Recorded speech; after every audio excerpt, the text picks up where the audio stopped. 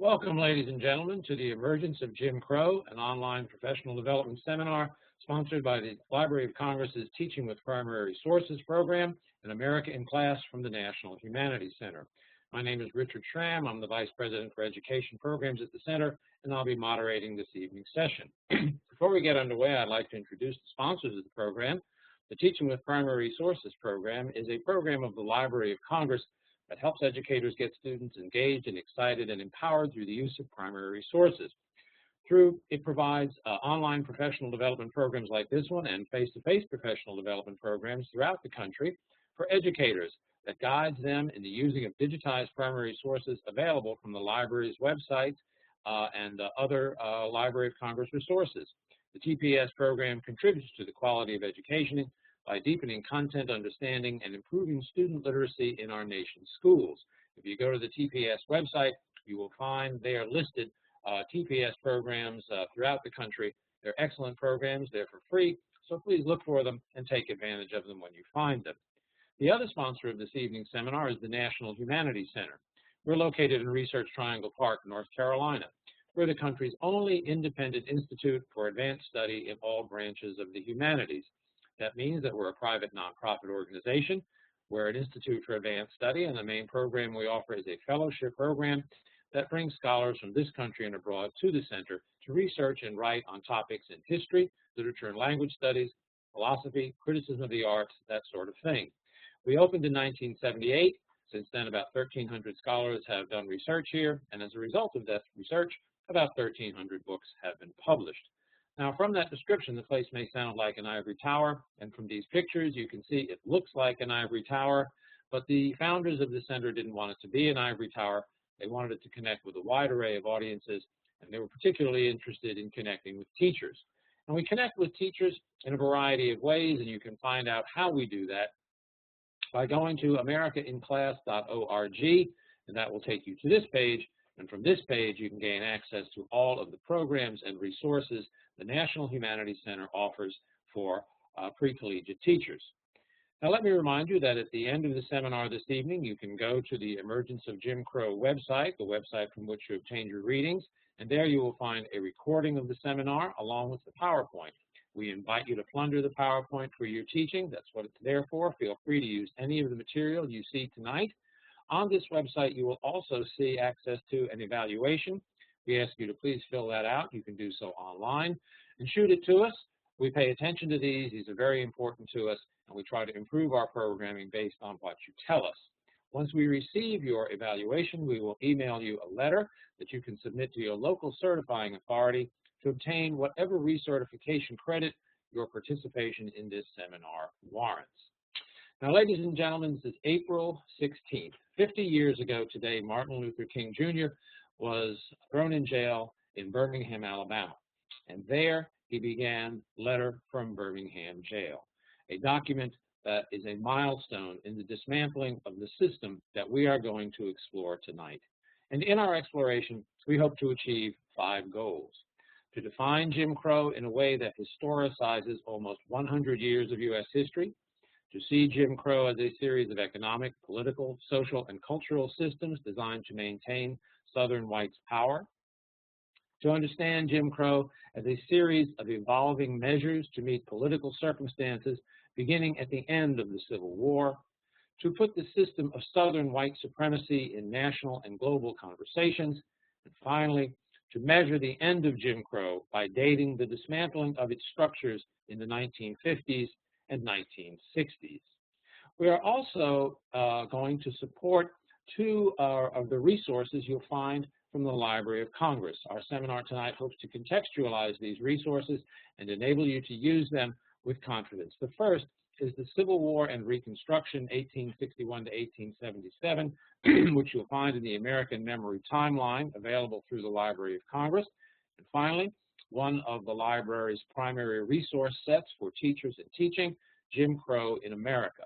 Throughout the seminar this evening, we'll be pointing out pertinent resources, and as I said, our entire seminar is designed to contextualize these resources to help you use them with your students. And we had a lot of good comments on the seminar forum. One person wrote, "Many of my students' families lived during the Jim Crow era. I would like to be able to give my students a better understanding of this important part of their family history and help them understand how Jim Crow affects conditions today. We had many really good questions. Was Jim Crow in full force when the civil rights movements of the 1960s got underway, or was it weakening at that time? If the Civil Rights Act of 1875 banned segregation, how and why did it become the norm in the South? When did Jim Crow begin? When did it end? Was there a defining event that marked its beginning, its ending? Was Jim Crow restricted to the South? How did African Americans and whites confront Jim Crow? How can we organize the teaching of Jim Crow? And finally, does Jim Crow influence our society today? To lead us through these questions, we are very pleased to have with us Glenda Gilmore, the Peter V. and C. Van Woodward Professor of History, African American Studies, and American Studies at Yale University. Glenda was a fellow at the National Humanities Center in 2006 and 2007, where she worked on Defying Dixie, the Radical Roots of Civil Rights, 1919 to 1950, which was named by the American Library Association as a notable book and by the Washington Post as a best book of 2008. Glenda's written widely on all of those subjects there that you see in her title. She also is the author of another award-winning book, Gender in Jim Crow, Women and Politics of White Supremacy in North Carolina, 1896 to 1920. That won several prestigious awards, the Frederick Jackson Turner Award, the James A. Raleigh Prize, the Julia Cherry Spurl Prize, and the Heyman Prize.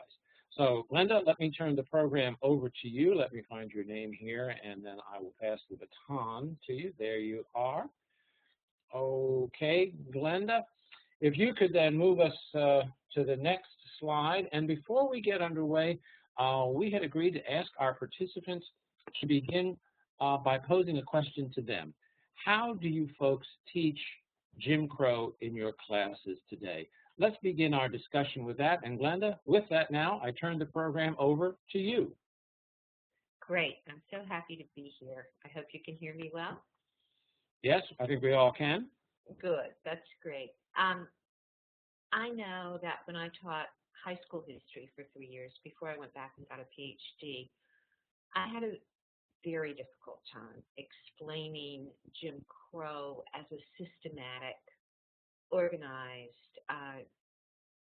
really hierarchy of Southern white supremacy to my students who were neither experienced enough nor emotionally mature enough to understand how politics can work right down to the base of society. And so I really struggled to try to find ways, particularly for a younger age group, to talk about what Jim Crow was. So I'm interested in hearing how you guys present it. You represent a variety of teaching experiences. You teach people of lots of different ages and lots of different settings. So if anybody has ideas about how they do it now, I'd be very interested in hearing about them. Okay, we have a question on the table. How do you teach Jim Crow now, and how do your students respond to it? Do you think your students respond in the way Glenda's high school students did, that they really don't understand it? They don't understand how politics intruded deeply into the private lives of individuals throughout the South and really throughout the nation. So let's hear from you. How do you teach it, and how do your students respond? In the meantime, Glenda, while we're waiting, why don't we go ahead and talk about our understanding and your introductory remarks? Well, one of the things I do now is I try to think of structural ways to present Jim Crow. There are really two places, and our textbooks don't support us very well on this. There are two places where you can count on finding African Americans at all in most U.S. history textbooks, in the discussion of Reconstruction and in the discussion of the Civil Rights Movement in the 1950s. And that long period in which African Americans aren't mentioned or really are neglected in the larger national history tends to make people think that nothing happened, that Jim Crow was sort of a natural order of things, that white Southerners just continued to treat black Southerners as they had during slavery, and that black Southerners had no choice but to accept that.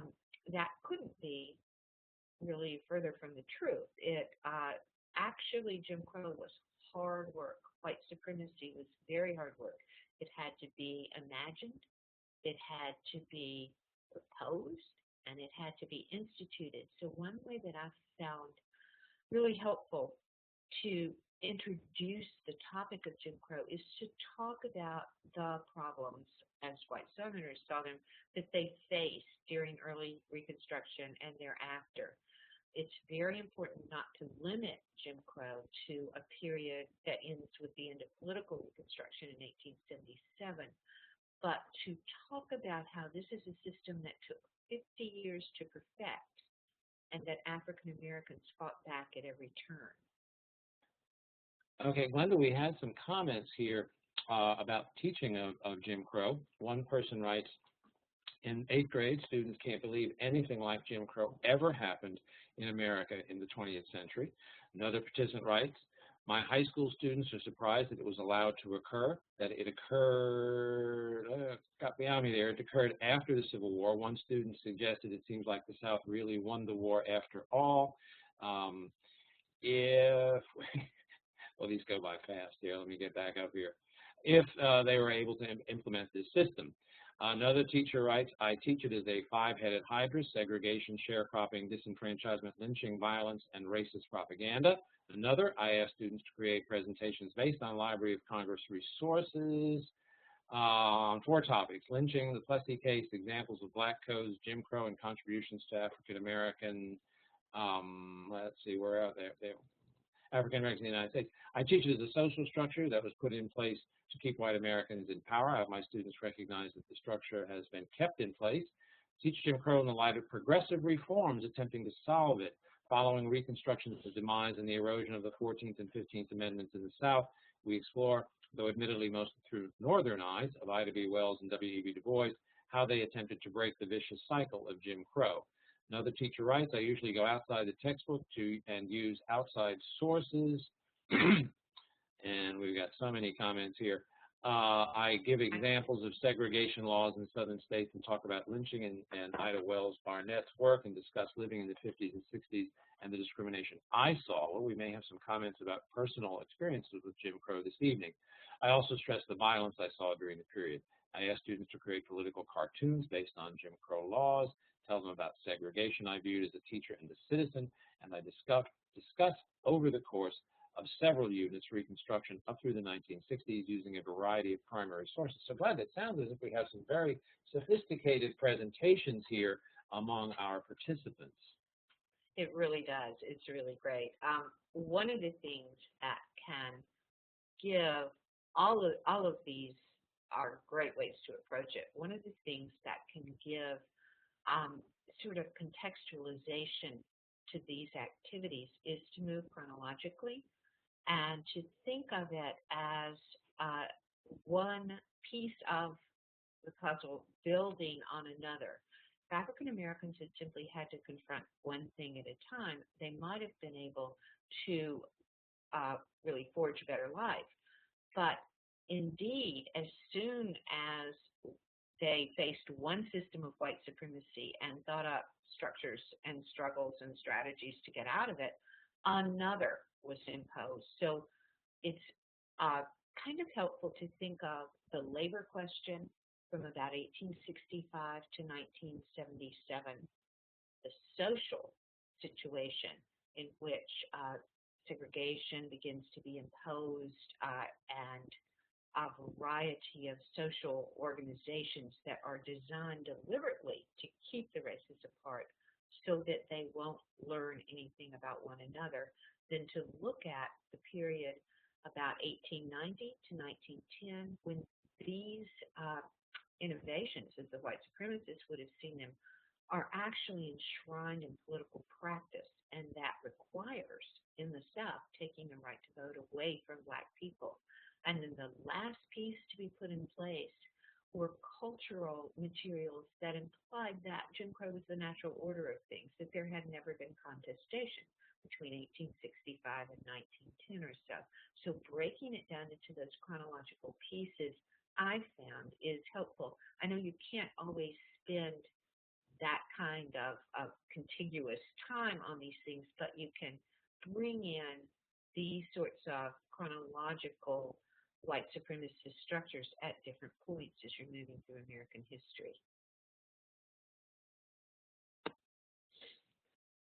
The other two, one thing I did want to mention, and many of us do teach this, is the Great Migration and the cultural history of the Harlem Renaissance.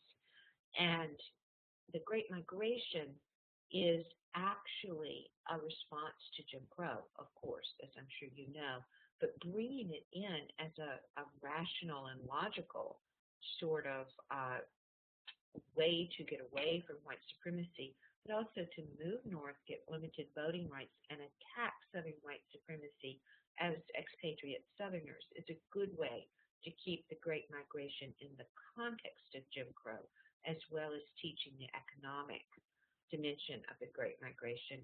And then the cultural history of the Harlem Renaissance. The people who made up the Harlem Renaissance, and really it's a national renaissance, not just located in Harlem, but Chicago and Los Angeles and across the country, those people were Southern expatriates themselves, and much of their cultural, literary, artistic production is designed to trouble Jim Crow, which in the 1930s is still quite extensive and just beginning to have cracks in it, and white supremacy is beginning to have cracks in it. I think that this last sentence on this slide, did the heroes of the civil rights movement rise from the ashes of slavery to challenge the South's long undisturbed system of racial oppression after World War II, really puts out our task in trying to convey to people what happened. No, they did not. They followed the paths of the generations in front of them in challenging the South's always disturbed system of racial oppression. And so I think that it's really impossible to understand the civil rights movement if you don't understand it as the climax of a very long African-American freedom struggle. Linda, would it be fair to say that that view of the civil rights movement as a long struggle is the result of recent scholarship? I'm hearing a lot about the long civil rights movement. Is this a recent scholarly emphasis? I think it is, and I think it happened over the past 25 years, which to historians is recent, because we were able to do two things. One, three things really. We were able to have access to long uncollected and uncurated material on the African American experience as repositories and local museums and local historians began to bring forward material that they had. Secondly, historians turned to social history and began to connect things like segregation, which is really social history, to political history in much tighter ways than they ever had before. And I think thirdly, the great breakthrough in thinking about race is to think about gender at the same time and think about the fact that white supremacists used gender as a weapon during the Jim Crow era, first to denigrate Black women, to assert the need to protect white women, and to portray all Black men as dangerous to white women. And they did that not out of reality, but for political reasons, and that was the way they segmented Jim Crow. Okay, well, shall we move ahead then? Great. Can you guys hear me? Some people can't hear me. I can see on the chat. I've got my speaker turned up. I'll ask everybody to turn their speakers up, and Glenda, maybe if you could put the microphone. Okay, you're not using the microphone on the headset. If you could just speak up a little bit, I think that would be fine. Okay, can you hear me now? How is that? Okay. How is that, Myrna? Okay, it's still a bit low. Okay. Maybe if you could go up to your audio and turn your microphone up. Okay, I've got it all the way up. Can you hear me now? All right. Okay, that's great. Okay, thank you. All right. Then let's move ahead then. Okay, so we start with the fact that African Americans, really this slide is really from the 1870s to the 1950s, were 80% of African Americans lived in the South, and that's why it's important to begin and to look at white supremacy as a creation of Southern whites. We're going to get in a few minutes to how it spread and how it was enshrined also in the North, but it is particularly important to Southerners. There's actually, and it's important to explain really the horror of Jim Crow, to talk about some of the gains that African Americans made in Reconstruction. They emerged from Reconstruction in the 1870s with 3 constitutional amendments protecting them. And I included a reading on African American success during the period from about 1865 to 1890. One of the things that most African Americans in the South believed in was that if they were just successful enough, if they uplifted the race through religious activity, economic success, and really taking on middle-class trappings, that white Southerners would recognize that they were worthy citizens. Indeed, that's what the Booker T. Washington, W.E.B. Du Bois debate is about. Beginning in about the 1960s, historians began to argue that actually there had been a period in which Jim Crow was not a foregone conclusion from the end of the Civil War. They had voted, they had been elected to public office. The last African American congressperson was George White, who left office in 1902. So they were fully voting, full-fledged citizens and officers, even in the South at that time. They served on juries in most places.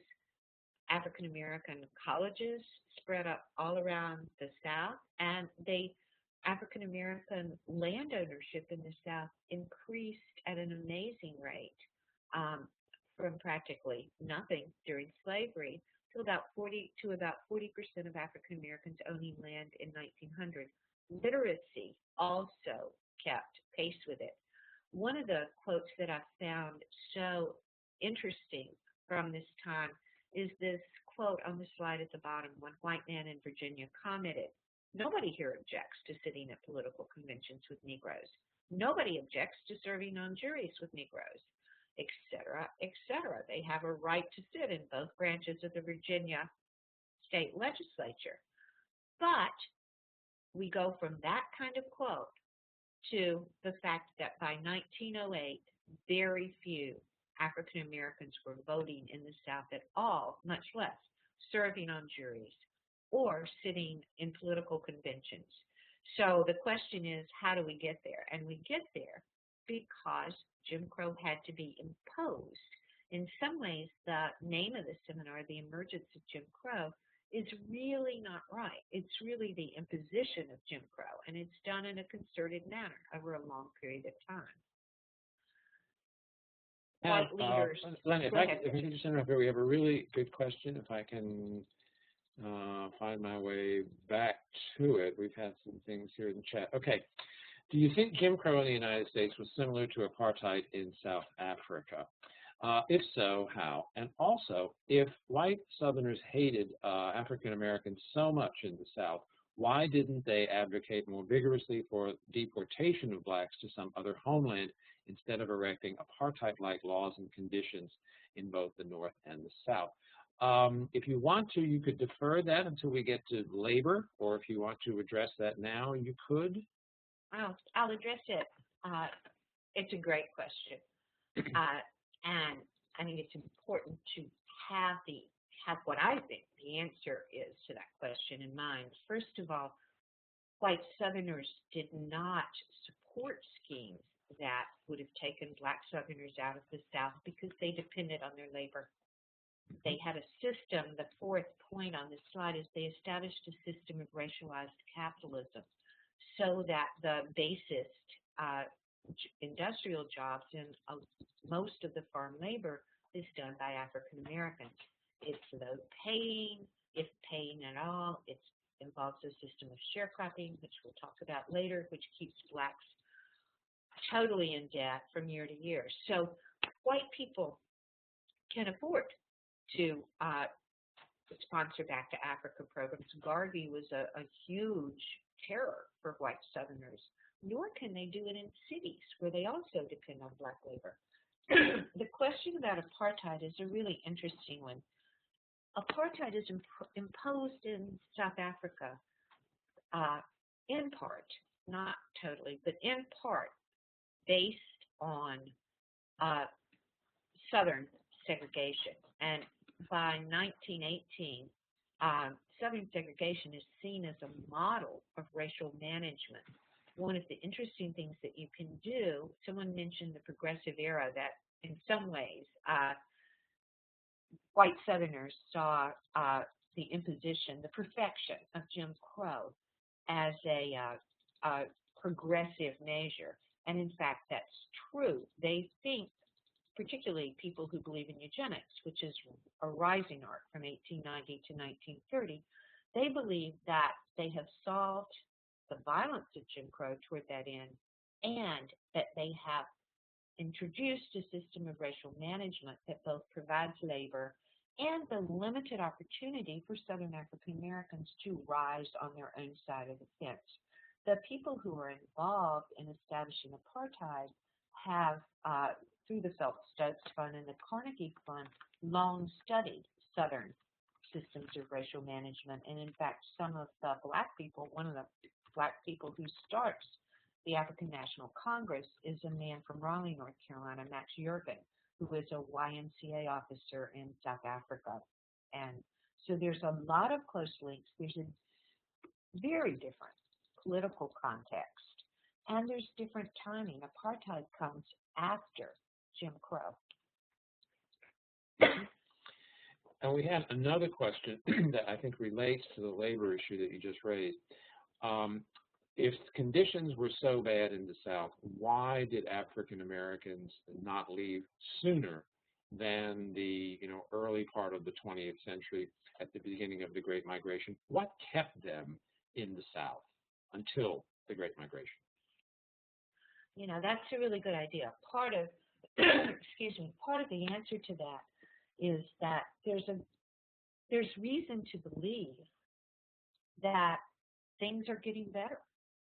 And throughout the 1870s and the 1880s, there's reason to believe even into the 1890s, with, for example, Plessy is a test case because they don't believe that the Supreme Court will uphold it. So there's reason to believe that they can stay in their homes where all of their families and kin are, and that they're Americans.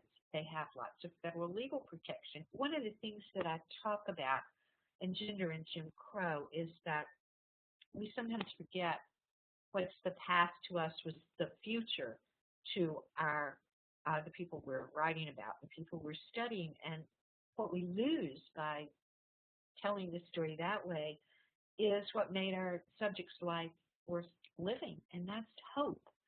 Someone whose entire family is getting an education for the first time and is able to buy a piece of land can see a future in which they're really going to be Americans.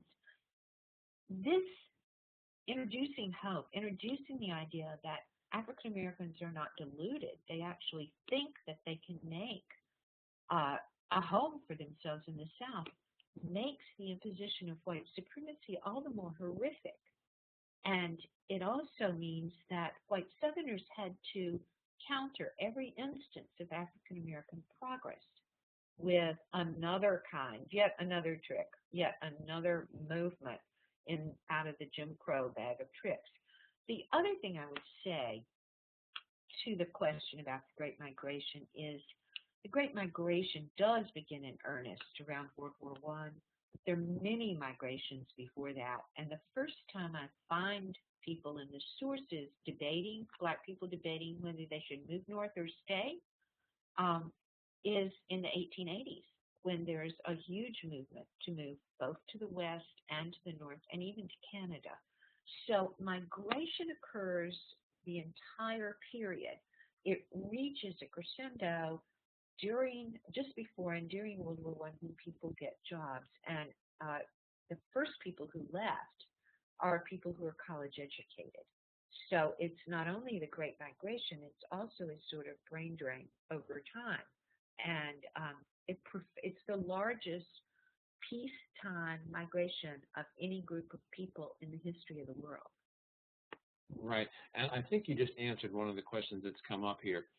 How did African Americans obtain land during this period in the late 19th century in the South? The government did not provide them the 40 acres and a mule as was promised at the end of the Civil War. So how did they raise the money for that? And did carpetbaggers play any role in that economic development in the late 19th century? Well, let's move it back a little bit from the very late 19th century to early Reconstruction. One of the things that African Americans want to do is they want a wage labor system, which they don't get. Instead, they get, for the most part, a sharecropping system. And they want to reserve their family labor for themselves. So most often, except in the Sea Islands,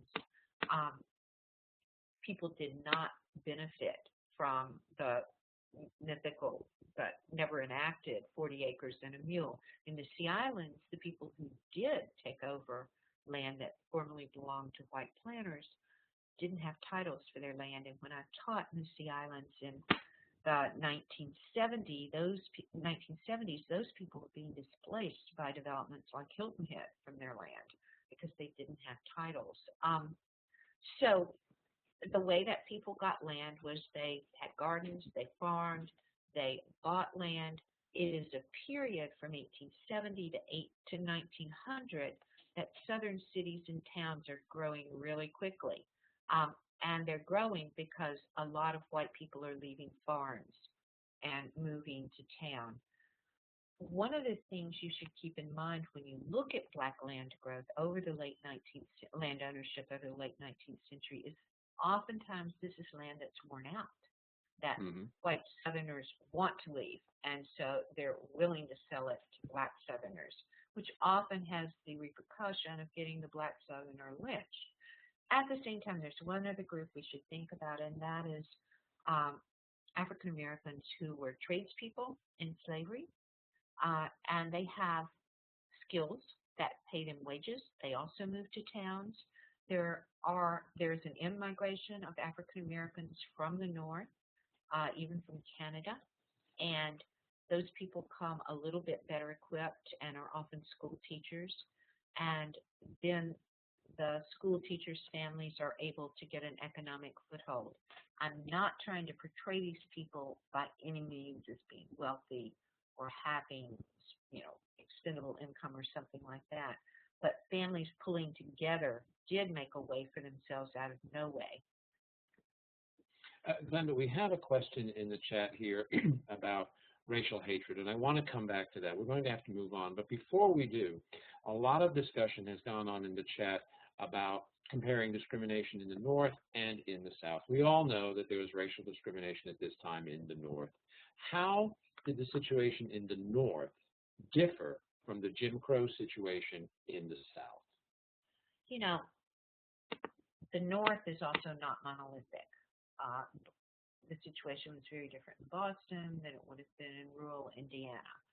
But I think I'd like to table that question until we get a little more down the road, because what we're looking at and what helps our students understand that this isn't diffuse racial hatred. This is a kind of opportunistic way to make one group of people subordinate to another group of people. And the difference between the system in the North, where people are certainly not without prejudice, and there's certainly racial discrimination, and there's certainly segregation, but the difference is that in the North, it's by custom, and in the South, it's de facto in the North, and in the South, it's by law to jury. And so what happens until Plessy is the South keeps piling on state and municipal laws and restrictions until they're enshrined in about 1910. And those restrictions get ever more restrictive, so that in the North, one might find an exception, might eat in one restaurant, be turned away from another. In the South, you break the law if you try to go into to get a sandwich at the train station. Right. So it's a different kind of system. Okay. Well, we've got two questions in that we're going to table. One question about how much of a role hatred played in Jim Crow, and then another that was just asked about discussion in Jim Crow laws state by state. So we're going to get to that. So let us move ahead then. We've got about an hour to go. Okay. And that's a great overview. And these questions are great because they're all varying perspectives and varying ways to look at this. I find it simpler with students to think about it from the point of view of problems, and particularly what is it that white Southerners would want to be able to do. They've lost the war, but they're determined, as someone's student said, to win the peace. And so they face certain questions. So when you're teaching early Reconstruction, it's really helpful to pose questions like these. How would white former slaveholders farm? Their wealth had been enslaved. How would they get credit or money? How would former slaves earn a living? How would they get land? And in fact, these aren't esoteric questions. These are questions about how people are going to eat next month, because the crops are in the field, and they have to get a system in which they're going to put African Americans to work, white Southerners think, in order to harvest those crops. It isn't a foregone sharecropping, which is the system they come up with, is not a foregone conclusion. There's one bank in the South to 51 banks in the North per capita, so there's no credit. The money is no good. And sharecropping is one way that white Southerners can pay in some form the people who do the work for them. They also have to buy their own goods on credit. Sharecropping very quickly turns into a terrible system, particularly horrible for the sharecroppers, many of whom are, so in the beginning, most sharecroppers are black, but by 1930, most of the South sharecroppers are white. It's a system that degrades the land because you have to keep planting a cash crop. That keeps the sharecropper in debt and unable to move, dependent on the whim of his or her landowner. I noticed that someone used Leon Litwack's Trouble in Mind, and he has some great stories about sharecropping. But even before sharecropping come black codes, and they may not seem like labor solutions, but that's exactly what they are. So I'd like to look at two of them. This is one from North Carolina, and then we'll look at one from Mississippi and think about how they evolve and differ. This is from 1866, and we've highlighted a little bit of it here. If any person who may be able to labor has no apparent means of subsistence, neglects to apply himself to some honest occupation for the support of himself and his family, if he hath one, or if any person shall be found spending his time in dissipation or gaming, or my favorite, sauntering about without employment, or endeavoring to maintain himself and his family by undue or unlawful means, such person shall be deemed a vagrant, guilty of a misdemeanor. So what is this doing? How does this kind of language relate to the labor problem? Okay. How does this kind of language relate to the labor problem? Any takers on that one? It's forcing blacks to work. I guess we weren't a welfare state then? No, not 1866. Well, actually, that's a good question. Oh, Look okay. at the last paragraph, because he should be prosecuted as a vagrant. Upon conviction, the court may fine and imprison him or both, or sentence him to the workhouse. The kind of welfare system we have, in fact, is most counties have a workhouse. And before the war, this was filled with poor white people. But really, after the war, it becomes a place, a sort of a holding cell, a halfway house for people who will then be sent to work for planters. And they've been criminalized, and they can do so. We have a comment here. It creates a sense of legitimacy to hire out men from jail and once again be free labor. Also places the problem squarely on black shoulders, and it also fuels gang labor. So I think those are good responses. Right. Those are great responses. It also begins to, particularly in a couple of states, South Carolina, Georgia, Alabama, it's the basis for what they call convict labor, which is you're arrested under one of these vagrancy things, you're shipped away, you're literally hired by the state to work for large planters in mining, on pine plantations. Convict labor about 1905 becomes the chain gang. And the chain gang is, yes, it is a little early for convict leasing, but this develops into convict leasing by the 1880s, particularly in Georgia, which is sort of a forerunner of convict leasing. The chain gang then serves the same function in not nearly as draconian way by putting people to work for the state, generally on the roads. And the author of Freedom by Another Name, who is a Wall Street Journal reporter who lives in Atlanta, has written a great book about this. And in fact, many people were really, it's a gulag. People are lost. One of my students has written a great dissertation on black women who were sent as convict laborers, and that story is as grim a story as I've ever heard. But in the beginning, let's look at the next slide. This is the Mississippi Black Code, and we just got part of it here. How, looking at this, Mississippi expands the definition of vagrancy by several phrases in here. People who neglect their calling or employment. I'm down on the fifth line. People who misspend what they earn. This is an amazing phrase. This is like a sumptuary law. If you make money and you don't, if you're a black person and you don't buy with it what people think you should, if you get a carriage that's too fancy or something, you fall under this law.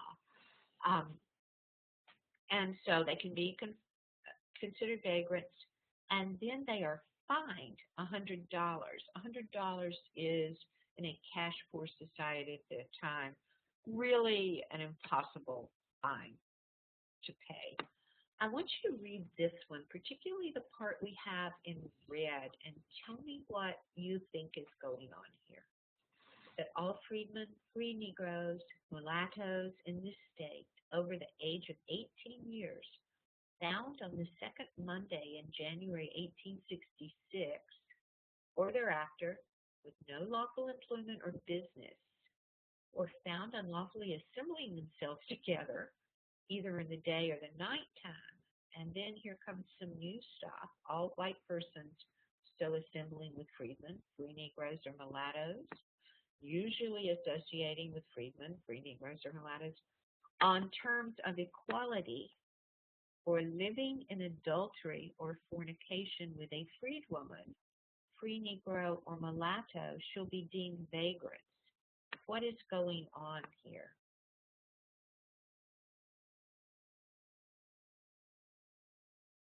Okay, what's going on there? Any takers on that one? Yeah, chat. Yes, Chat here. Yeah, okay. Yeah, there's a little icon. Got it. There you got go. it, got Okay. it. So we have a blank check for free labor.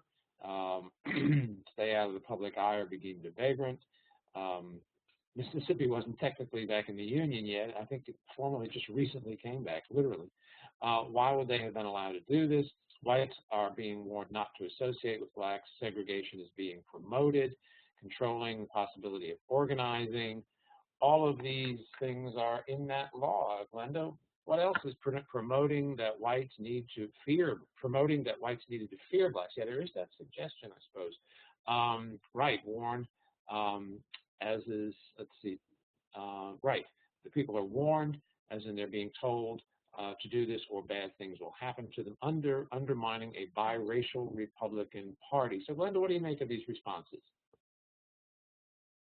I think those, it's just great, absolutely. All of these things are involved in this. They're beginning with this act to teach segregation.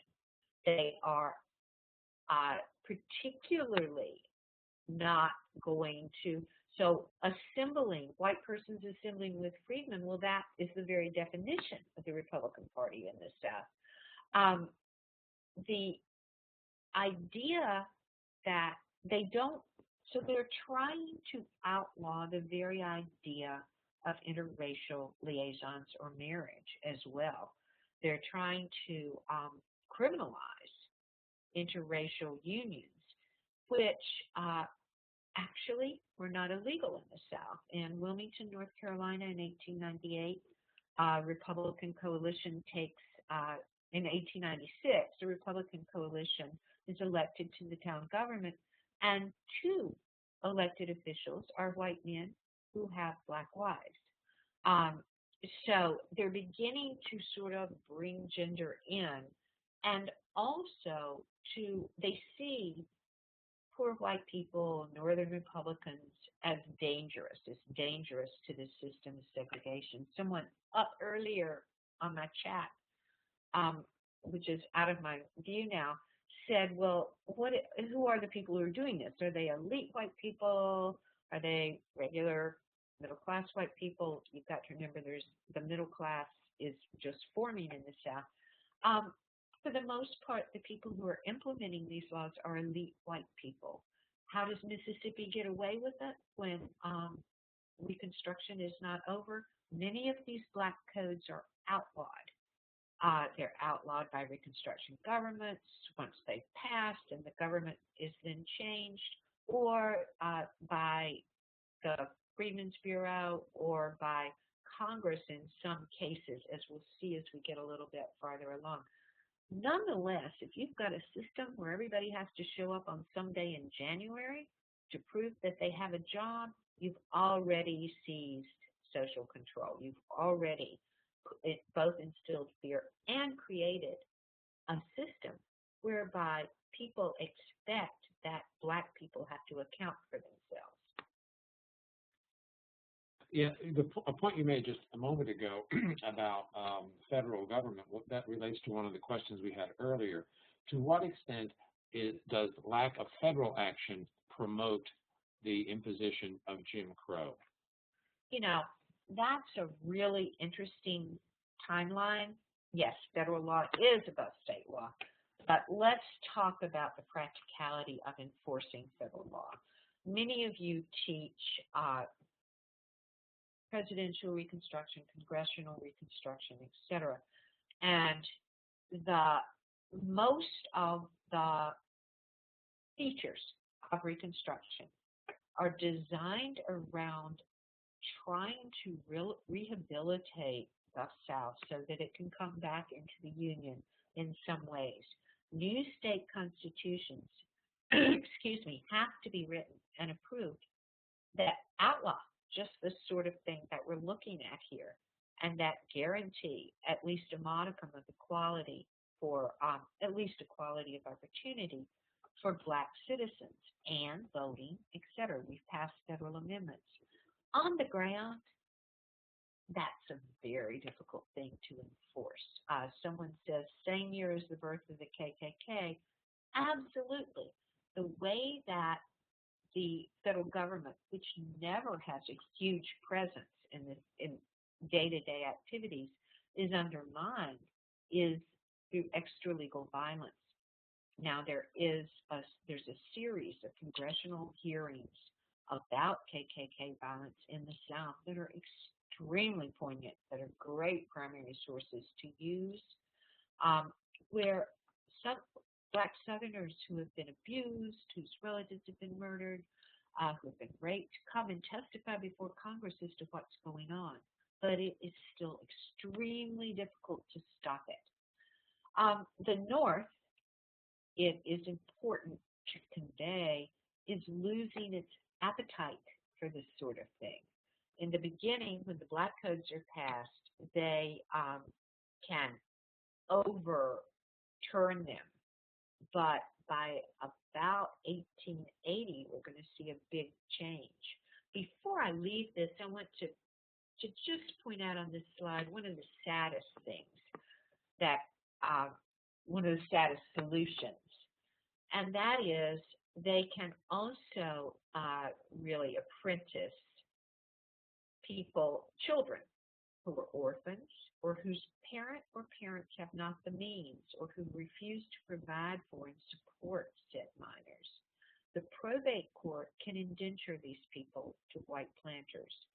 And the reality of that is I don't think that their parents have much recourse about that. And you know that if you protest your child getting apprenticed, and they do protest, they go to the courthouse and they protest, the Klan can visit them the next night. If we could just go back one moment to one of the forum questions. When did Jim Crow begin? Now, you're showing us material in the black codes from the 1860s. Are we looking here at Jim Crow, or are we looking at the distant roots of Jim Crow? I think we're looking at, maybe not so distant, but we're looking at the roots of Jim Crow. These are laws that are passed by people who are Confederate veterans. What we're going to see with the imposition of Jim Crow is that it's a new generation of white Southern men who are really saying, our dads got us into the Civil War, they lost the Civil War, and we still haven't, quote, solved the Negro problem. We, the young men, fought in the Civil War as young men, or maybe we're too young to fight, who are coming of age in the 1880s and the 1890s. We're going to impose a permanent solution. And that solution moves to legally mandated segregation and disfranchisement, which doesn't come in the South until the 1890s. But in the meantime, what does come is an explosion, a veritable explosion of lynching. And that's what this slide is about. Many of you, I was pleased to know, do use Ida B. Wells' protest against lynching as a way to get into African American resistance. It's important to note that Ida B. Wells was not alone, but she truly is a remarkable person. She's a local school teacher, and she buys a share of this newspaper, the Memphis Free Speech, when her friends who own a local grocery store, the People's Grocery Store, resist police who are trying to enter the store who aren't uniformed, and they think they're trying to break in and rob them or kill them, and so they shoot back at the police. For this, the three men who own the store, Tom Moss, Calvin McDowell, and Will Stewart, are lynched. The three are arrested. They seize them from the jail. Ida B. Wells writes a protest column, and reaction among the white people is so severe that she's told she'll be murdered if she comes back to Memphis, and she never comes back. She does, however, use the experience as a sort of bully pulpit to try to expose Lynch Law in the South, and she refers to Lynch Law. What people called Lynch Law was really not anything to do with the law. It was that lynching was the real law, and anything that was on the books was overrode by these gangs of people who lynched. If you make a chart of lynching in the and I think there's some of these charts available online, starting in the 1880s, late 1870s, they rise throughout the 1880s until by the 1890s, lynchings are huge spectacles. They're announced the day before in the newspapers. Hundreds, even thousands of people come white people come to witness the lynchings. And they become a kind of warning to everyone. You do not have to be lynched or know someone who was lynched to understand that if you question this emerging Jim Crow, or if you question the white police, you could be lynched and no one would ask any questions. Now, one of the things this is a picture of Ida B. Wells with the widow of one of the grocery store owners. And one of the things that I think is really good about her address at the Tremont Temple is what she says here. She says, "I cannot believe that the apathy and indifference which so largely obtains regarding mob rule is other than the result of ignorance to the true situation." So getting back to the question about where is the federal government and what are they doing, African Americans are asking themselves the same question. Most of you know that we have a relatively weak federal government in the latter part of the 19th century. The people who, like Charles Sumner, the radical abolitionists, are dying or retiring from politics, and the North itself is losing its will. They've fought the Civil War, they've gone through Reconstruction, they're losing their will to try to enforce any kind of racial justice in the South. Many people, of course, never believed that racial justice was the goal of the Civil War in the first place, nor did they believe that it was to free the slaves. They believed that it was to stop slavery from spreading as an economic competition with other whites who were moving to the West. So Ida B. Wells at first still believes in 1893 that if she just tells people about it, that they will stop.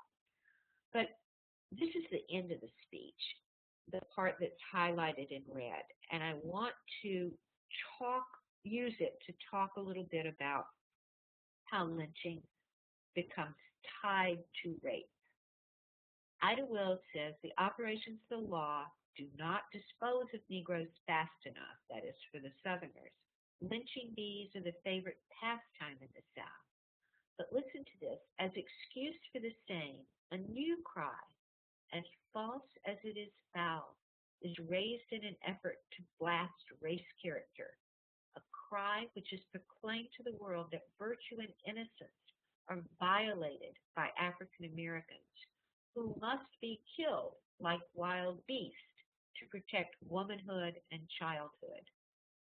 What do you guys make of that? What is she arguing is happening there, and how could it happen? Okay. Any responses to that? What is she arguing here? As excuse for the same, a new cry, as false as it is foul, is raised in an effort to blast race character. Okay. What is the new cry? What are white people alleging by the 1890s? Right. What is the relationship between gender and gender? Yes, it is the rape accusation. Mm-hmm. Mm-hmm. Yes. So they're carrying through here on the sexualization that we saw in that earlier Black Code. Absolutely. And this is an insidious charge because Black people can't say that rape is a good thing.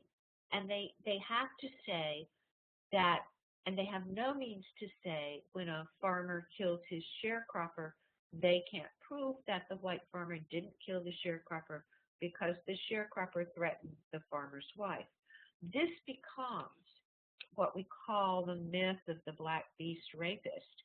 And the narrative just takes hold. It's really what one historian has called folk pornography.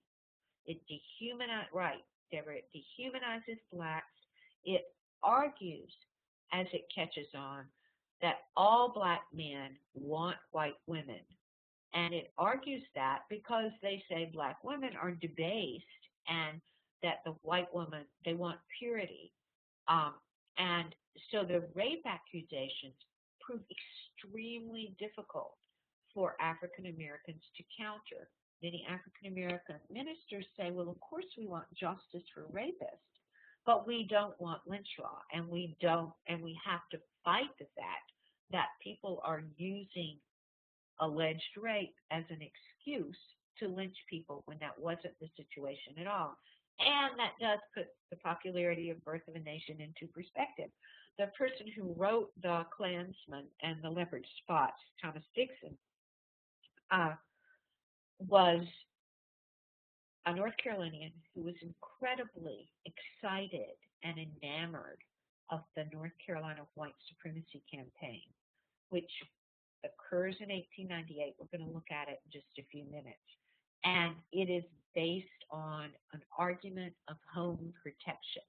White ladies ride on floats in political parades, wearing white dresses, holding up signs that say, "Protect me." And the politicians of North Carolina fabricate, I'm sure because I've looked at the cases, fabricate an epidemic of rape. They say that because black men are now holding office, they hold power over white women, and that encourages all black men to rape white women. The extent of the pornography, the unfoundedness of the accusations is astonishing. Yet we have to remember that the newspapers are controlled by political parties. They're controlled by the white supremacists. And so if you didn't have firsthand knowledge of it, you're reading about it in the paper all the time. Ida Wells speaks out about this. It is unseemly in some ways for a lady to even mention rape. And that's why her language is so circuitous here. A new cry, as false as it is foul. She can't say rape, but she is one of the few people who gets out into the world and says that this is really an economic, political, and social question. It's not a sexual question. Yes, pictures of the floats do exist, and I had hoped to find some for this, but I think you may be able to find some of them on Doc South, which is a website at the University of North Carolina at Chapel Hill. And yes, the Scottsboro boys case in Alabama is the culmination of this sort of black rapist. It comes in the 1930s, and by then people begin to really doubt it. And even though they are convicted, there's outrage in the North about this. Glenda, we have a question here about the extent to which white Southerners saw Jim Crow as a permanent solution to the Negro problem. I think perhaps we could table that for a moment, because I think we're going to address that when you talk later on about just how hard it was to implement this and how slippery the system was in its implementation. Would that be fair to say? I think that's right. I want to say just one thing that qualifies, that puts that in perspective. All white Southerners did not think that Jim Crow would be a permanent solution. There are white Southerners who do what they called interracial work, particularly white Southern women, who believe that through education, etc., as long as segregation is around for a few decades or a few centuries, black people will, quote, rise on their own side of the fence. The problem became that those people lost political currency, and they lost their voice around the turn of the century. And by 1910, white Southerners are seeing Jim Crow as a permanent solution, at least for 1,000 years. And they actually say 1,000 years that this will serve us, and then maybe things will change. Okay. Well, shall we move on then? We've got about 30 minutes. Okay. Well, we're going to speed up.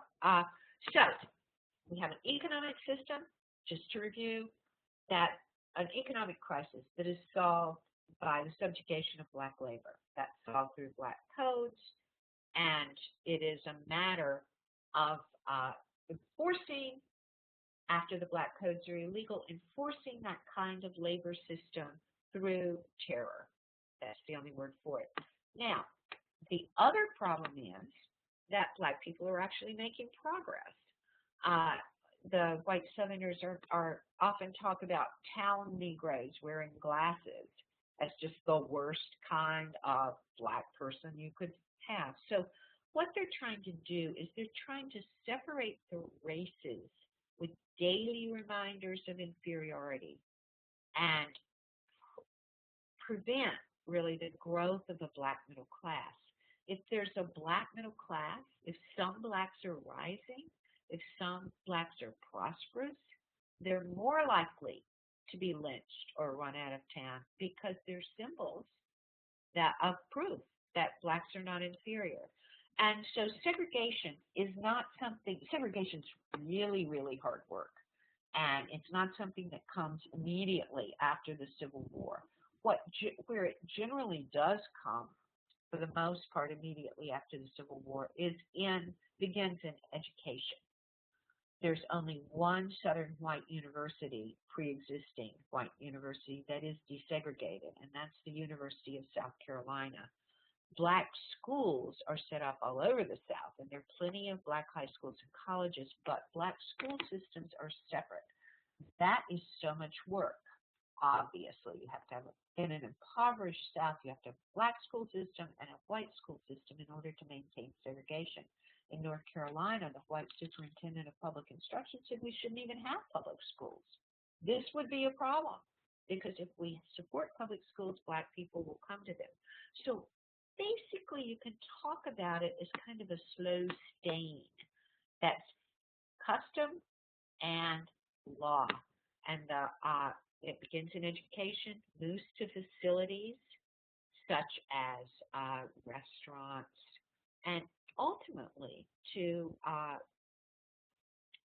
transportation. Here's an article from 1884, Colored Phobia in the Memphis Schools. And it shows just how difficult it was to enforce segregation. The schools in Memphis are all torn up on a delicate question. A child managed to slip into the public schools, which because of the kinkiness of the child's hair, he was suspected of having colored blood in its veins. The mother claims this is not true. So they don't even know who they're supposed to segregate. So what kind of laws can you imagine Southerners would need to invent in order to make segregation work? First of all, how do they know who's black? Okay. And take us on that. What kind of laws would they have to invent to make segregation work, and how do they know who is black?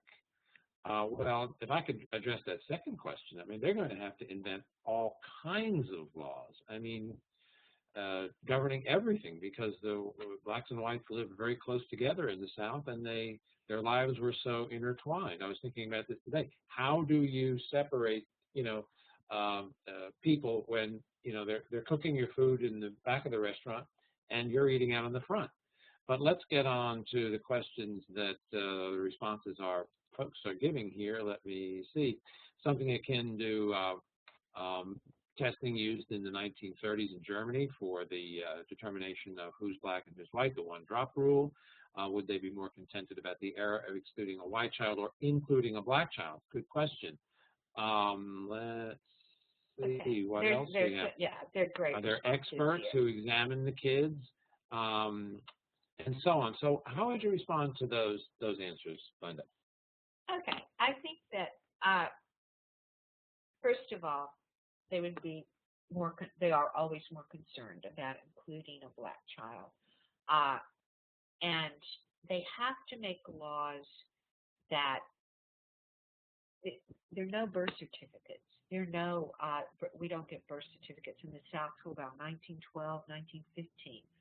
So it's important for people to stay in what they call their place. Place is a code word for we have to know who you are. We have to be in a position that we know your family, that there's a white person who knows you and can vouch for you.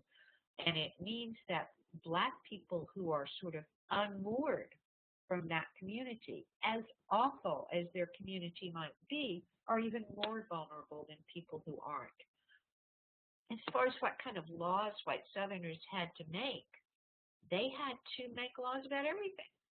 They had to make laws about where you could walk on a sidewalk, where you could drive on a street. If a black person passed a white person on a raised wooden sidewalk in the South, there was usually a municipal ordinance that said the black person had to step off the sidewalk.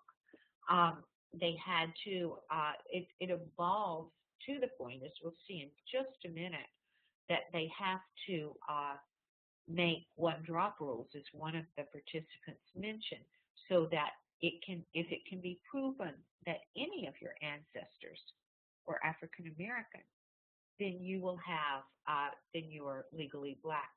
Someone else mentioned Native Americans. Despite everything I'm saying about how they have to start a sort of eugenics policing, and the census, of course, records your race, there are triracial communities of Native Americans, blacks, and whites who live all over the South. And these communities have names like Brass Ankle or something like that, people who are brownish.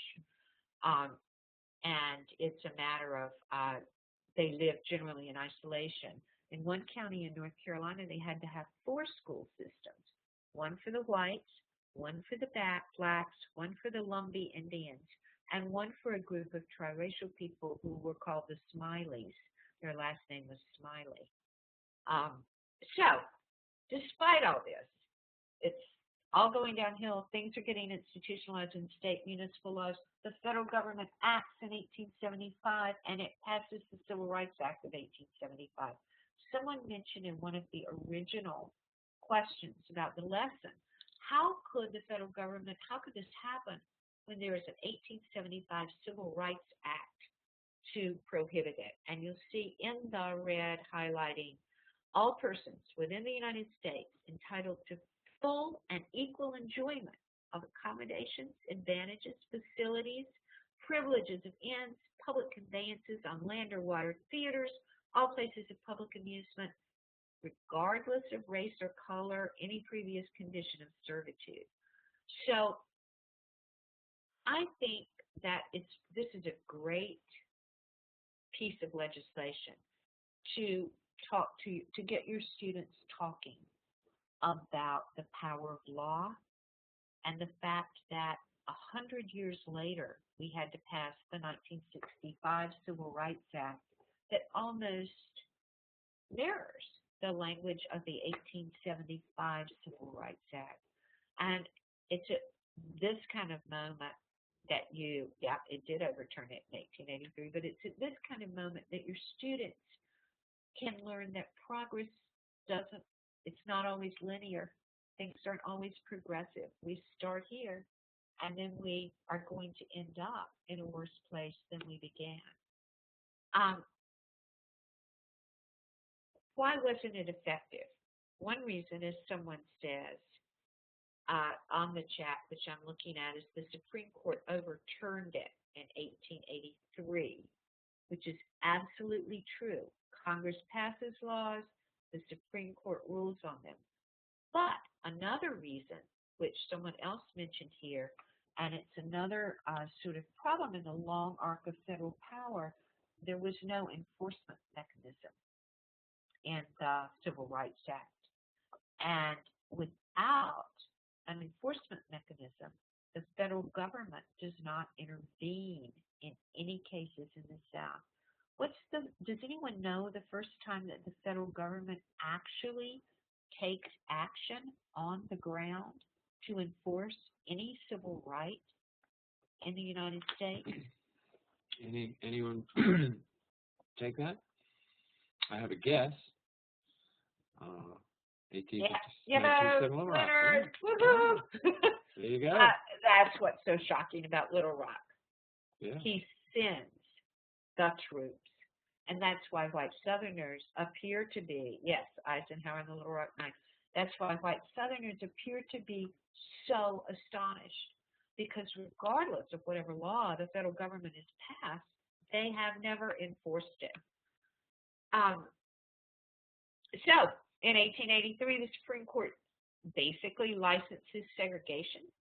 And to do so, a system needs to be established. In fact, it's a great opportunity for white supremacists.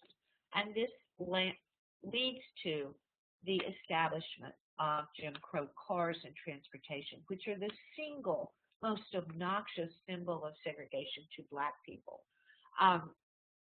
Another good sort of Ida B. Wells thread that you can use is, notice the year here. It's 1884. It's a year after the Supreme Court has overturned the Civil Rights Act.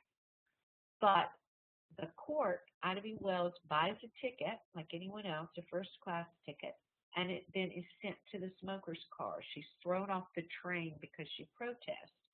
But the court holds for Ida B. Wells as late as 1884 and says that she paid her ticket, she gets to ride like anyone else.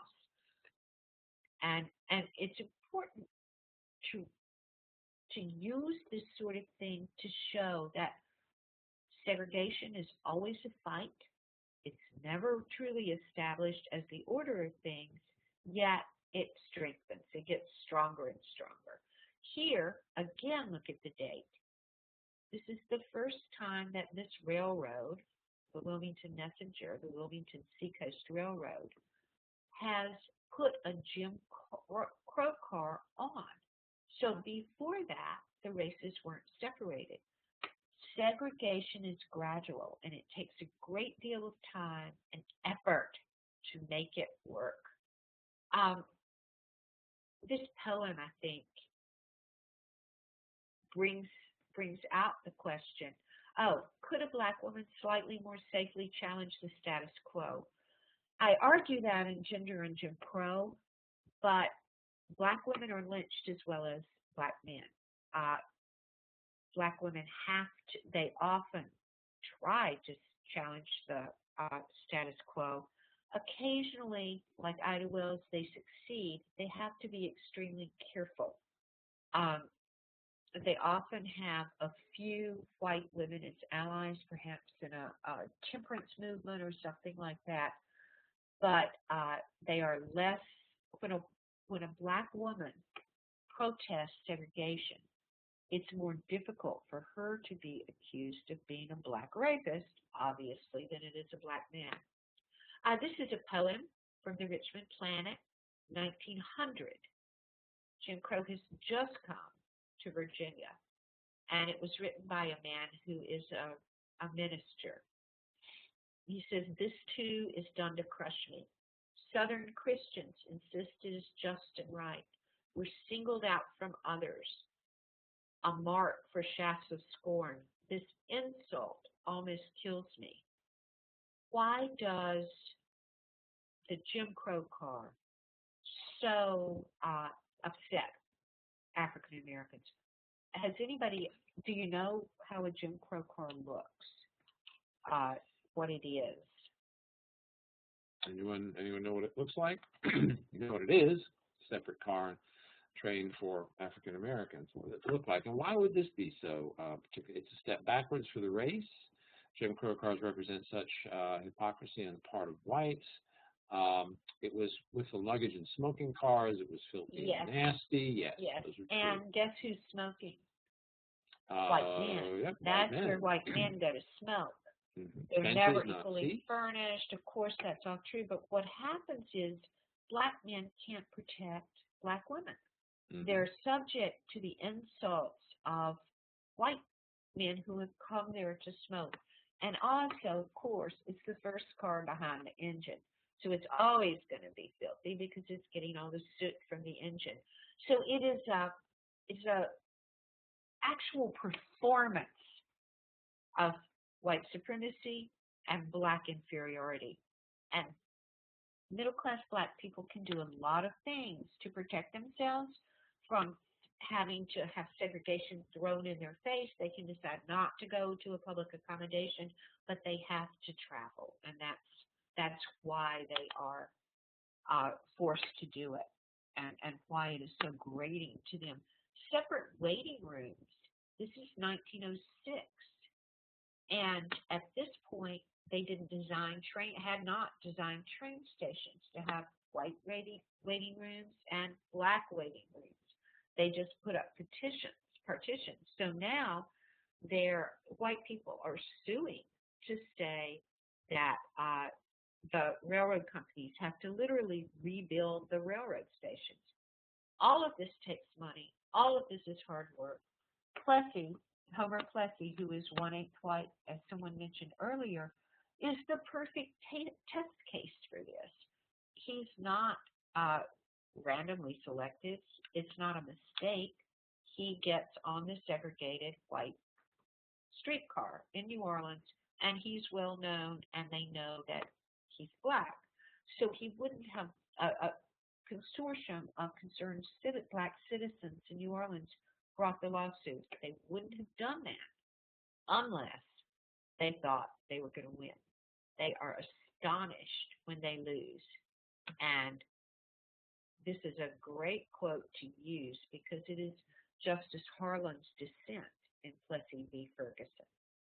And I wonder if you can think, as we're looking at it, how it compares with Martin Luther King's I Have a Dream speech in 1963, 66 years later.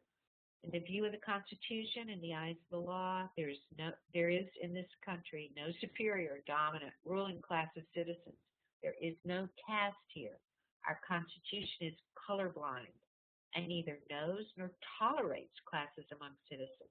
In respect of civil rights, all citizens are equal before the law. The humblest is the peer of the most powerful. The law regards man as man and takes no account of his surroundings or his color when his civil rights is guaranteed by the supreme law of the land are involved. Does that recall anything that Martin Luther King said in the more famous speech? And yes, one is not judged by the color of one's skin. In fact, the words colorblind does not, all citizens are equal before the law. And the important thing for your students to note is that this is the dissent. This case is lost. The Supreme Court changes its justices from liberal to conservative. Ultimately, when you're teaching the civil rights movement, you have a great opportunity to talk again about the Supreme Court. Because if the Supreme Court had not been, starting from about 1932 on, dealing with a series of cases for desegregation and in limited ways outlawing the white primary in 1945, outlawing restricted covenants and deeds, outlawing in Brown v. Education some things that they had set into place in cases in the 30s, then we never would have had a civil rights movement because the Supreme Court would have kept the laws in place. Okay, so labor and economic problem solved, social and societal problem solved. All that's left politically is to enact specific laws that are going to take away blacks' right to vote in the South. Now, this is a place to point out that it changes, that the South becomes very different from the North because these laws are targeted to disfranchise African Americans. And you can see this is a movement that spreads from the Deep South to the Upper South. And it doesn't just say black people can't vote anymore. Does anyone have any idea what the actual mechanisms are that states used to design disfranchising amendments to their constitutions? Okay, literacy tests, grandfather clauses, poll taxes. Does everybody know what the grandfather clause is? You might want to define that for us, Glenda. Okay. So they, wait a minute. Paul's getting ready too. I think. Yeah, there we go. Okay. Oh, well, no. If your father could vote in 1866, then you can vote. Okay, even a little bit before that. Okay. And it's if your grandfather could vote before the Civil War in many states. Now, in some states, actually, black freed people had been able to vote until 1845. So those people literally would have been eligible to vote, but very few of them either remained alive or did. But they actually, across the South, had a book at the courthouse, and if a white man was illiterate and could not pass the literacy test, he came in and swore in the grandfather book that his grandfather had voted. Now, the literacy test is pernicious. They had you paraphrase sections of the Constitution, Kate says, and that's absolutely right. I have a case of a woman who went to vote in Newburgh, North Carolina, when women's suffrage was passed, and they asked her to read all of the state constitution, the registrar did, and then they asked her to recite it from memory. And then she started to try to do that, and the white registrar got so upset, he said, look, if you're colored and president of Yale, you're not going to vote in Newburgh. The literacy test is a pernicious tool in the hands of the white registrars. No one can vote well enough to suit the registrar. The poll tax is out of the reach of many people. When, why pay your poll tax if you are going to be denied the right to pass the literacy test by a registrar? There is no educational requirement to be a registrar. So it often was like illiterates failing illiterates. And the time that we have left, which isn't very long, I'm going to show you how openly white supremacy becomes the watchword at the turn of the century. The way to disenfranchise African Americans, they have to scare black people away from the polls and get all white people to vote to disfranchise them. They do that with a complete white supremacy campaign, unashamed, white men in metal, white men of all political faiths, so that if you vote for the Populist Party or the Republican Party, you're a race traitor if you're white.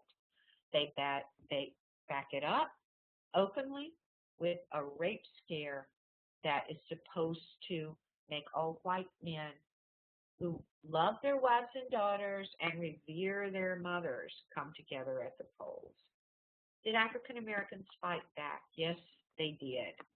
I've included a couple of snide, this is a snide white newspaper article saying, well, we don't understand why colored people didn't take kindly to the Jim Crow laws. And by 1917, white voters in other places in the country are suing to have race segregation in their schools, in their neighborhoods. Ida Wells went to the British to try to talk to them about Lynch Law. The Southern white supremacist solution, which brings us back to where we started, spread around the world. Basically, it's not that other people in the world aren't racist. It's that the Southerners have developed such an excellent system of managing the races that other governments and in other places begin to emulate it. In fact, Australia says that they are implementing the Southern system of white supremacy with the White Australia policy of 1905. Okay, ladies and gentlemen, we have come to the end, but there are two questions that I wanted to raise that we weren't able to get to. Earlier, Glenda, you were talking about different races in the United States, and we had a question that asked, why didn't the federal government develop a kind of multi-race system of categories the way the South African government did during the apartheid years? Any idea about that? You know, I think in the South it was extremely important for black people to be all the same, whether they were part white, part Indian, etc. Because it's a labor, economic, and political system. In South Africa, they have ethnic immigrants from other countries, and they have people who live in urban areas who are interracial, and they devised a system that would account for both of those large groups. Mm-hmm.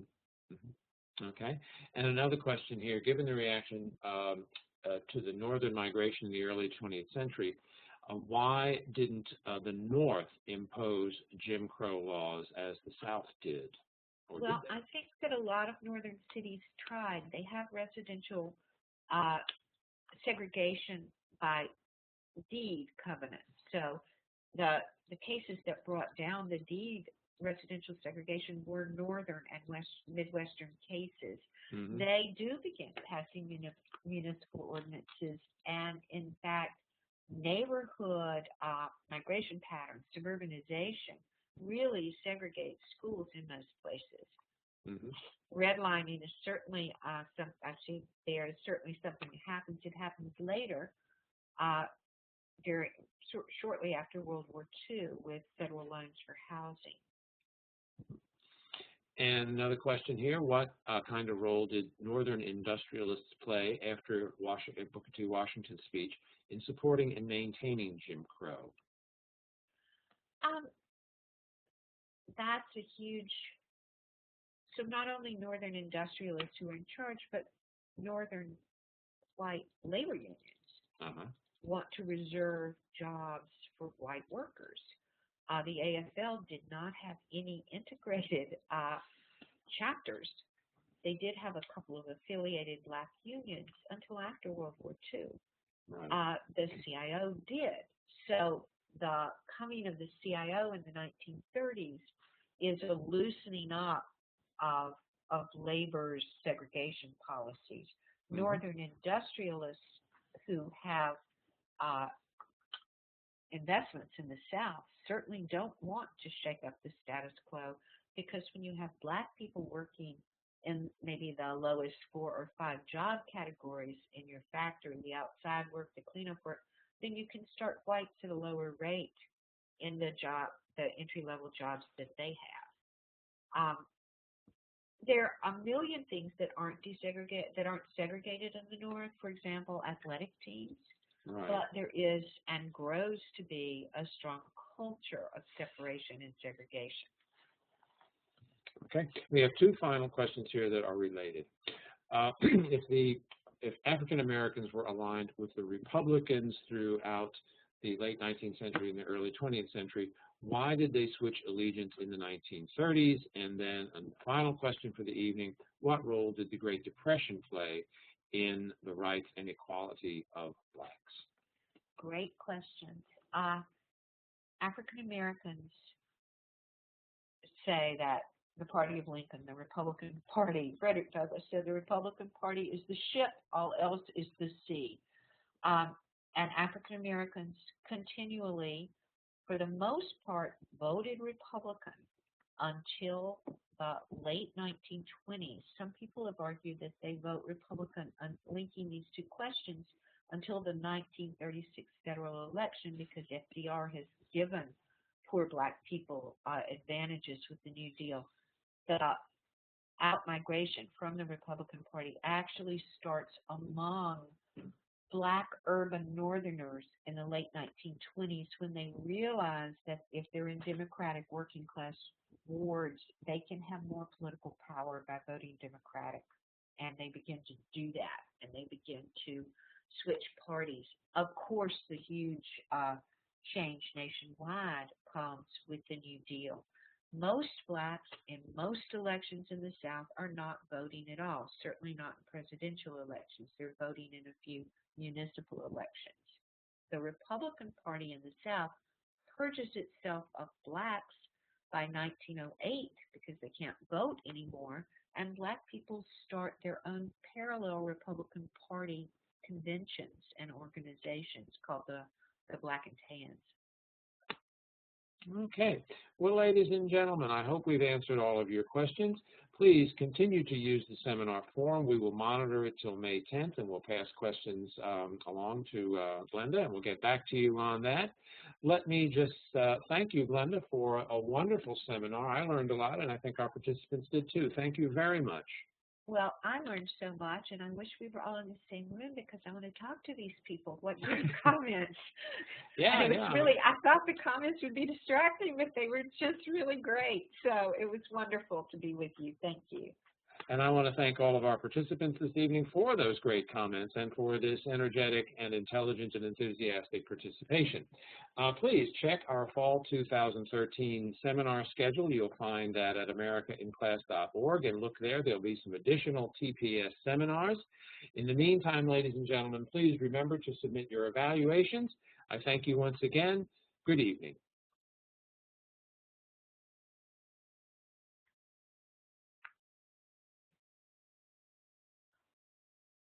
Earlier tonight, young Joshua that lived out a dream by performing Soul Man with the great Sam Moore.